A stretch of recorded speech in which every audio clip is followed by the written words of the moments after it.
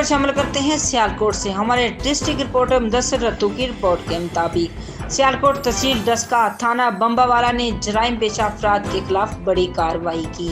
S H O راجہ اماد نے جرائم عناصر کے خلاف بڑی کارروائی کرتے ہوئے 5 ملزمان کو گرفتار کر لیا۔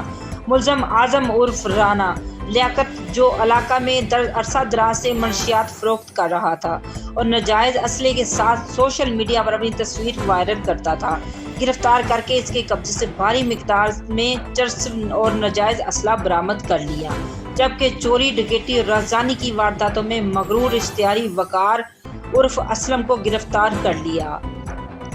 اٹھیا گاؤں میں سرعام جوا کھیلنے والے ملزم یاسر، شکیل اور سیف کو موقع سے گرفتار کر کے داؤ پر لگی رقم بھی برآمد کر لی۔ پولیس نے ملزمان کو گرفتار کرنے کے بعد الگ الگ مقدمہ درج کر کے تفتیش شروع کر دی۔